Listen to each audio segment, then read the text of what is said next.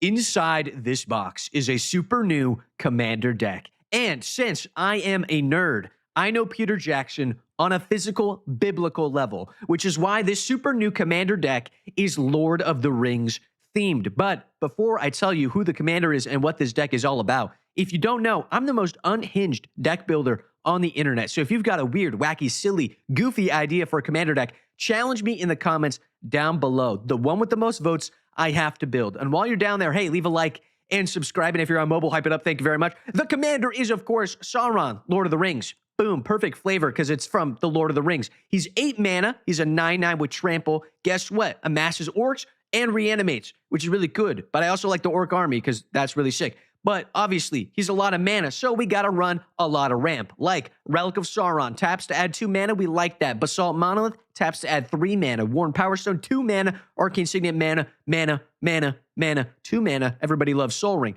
Now we got so much money, we can cast Sauron, easy money. And when we cast him, we mill 5, return a creature card from our graveyard, which begs the question, what are we aiming to reanimate? Well, a good one is Cavern Horde Dragon. It's a 9 mana, 6/6, flies, tramples, hastes, makes a bunch of treasures when it hits people with a lot of artifacts. Bing, bada, boom, that's a lot of money. But on the other hand, we've also got Troll of Khazad-dûm, 6 mana normally, but we can swamp cycle this early game before Sauron comes down. And then it has Menace Plus. So they got to block it with 3 or more creatures, which is awesome. And then it's a 6/5. So most of the time, we're just swinging it in for 6 damage. That's really good. Balrog Moria, also a baller card. 8/8 comes in. We can cycle it, get some treasure back. It also has trample and haste.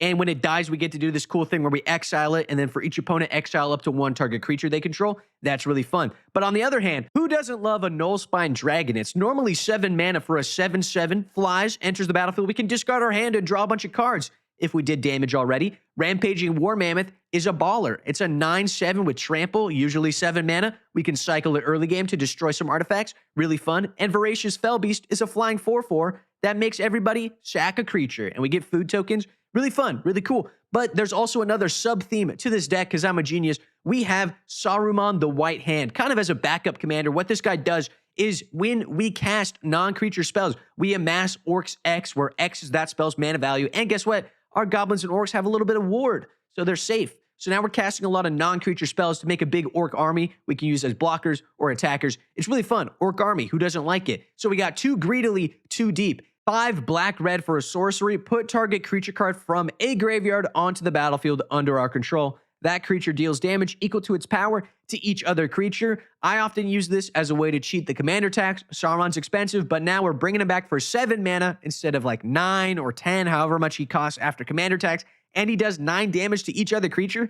Board wipe and reanimate. We love it. Great card. Reanimate, 1 black mana. It's a classic. It's a staple. Target creature card from a graveyard onto the battlefield under our control. We lose life equal to its mana value. This is cheap. This is good. We love it. Reanimate is a classic for a reason. And Extract from Darkness, 3 blue-black for a sorcery. Each player mills 2 cards. Then we put a creature card from a graveyard onto the battlefield under our control. This hits everybody. We can grab a cool creature card from somebody else. If they're playing dragons or something scary, we can steal it. Or we can bring back one of our big boys from our stuff. And milling is good because our commander also likes to mill and reanimate. It's a great stuff.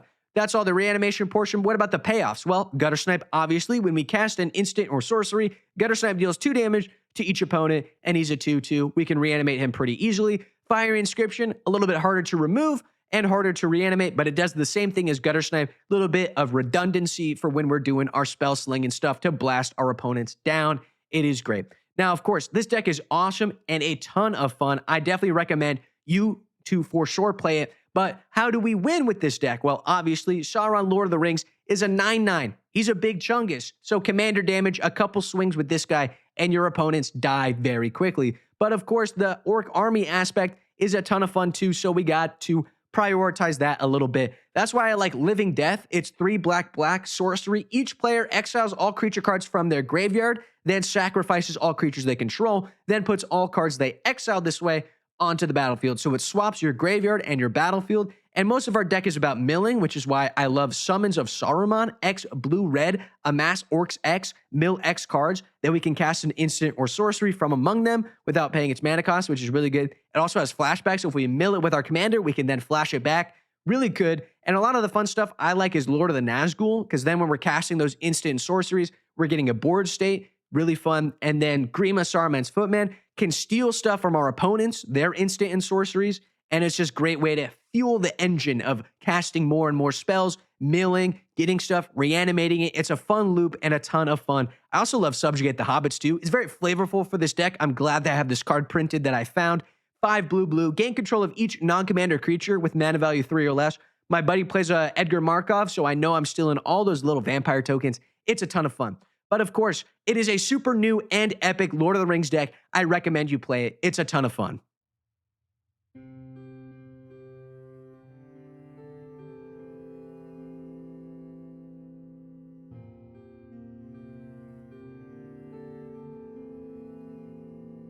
Recently, fans noticed the similarities between the hosts of Mordor Precon and the newly released super new and epic deck by Quips and Guac.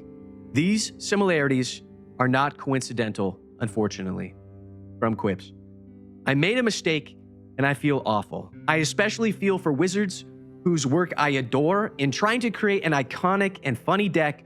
While looking for references online, I ended up using Wizards Precon as a reference and built over it to try and depict a commander deck fans would enjoy. In doing so, I didn't make it my own. I'm reaching out to Wizards privately to apologize, human to mega corporation. I love creating decks for the Magic community. I've loved being a part of this community for more than 3 years, and I'm sorry I've let my fans down. Sincerely, Quips.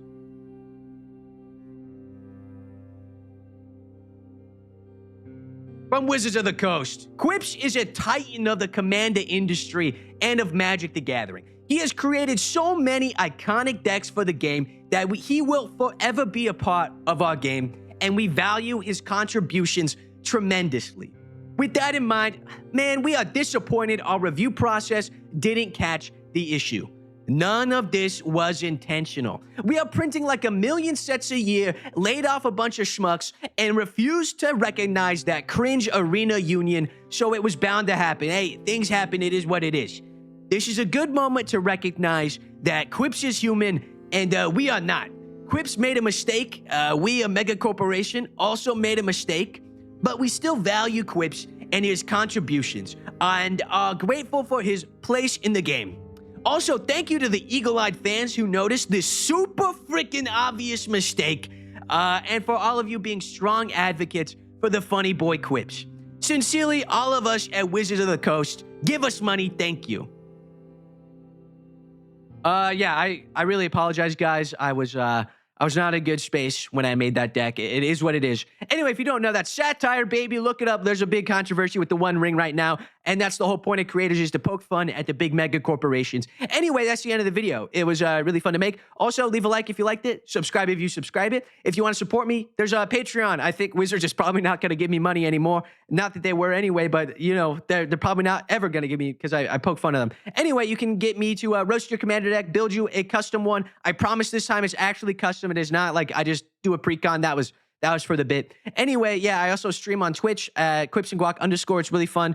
Come and follow me. It's really a good time. Also have sick playmats for sale. They're really fun, and I pay artists well, actually, unlike Wizard of the Coast on my right. Anyway, I've also got a Discord linked in the description down below, and yeah, you should come and join it. Also, if you want me to build anything, comment down below, and the one with the most votes, I have to build, legally obligated to. I'll see you in the next one. Peace out.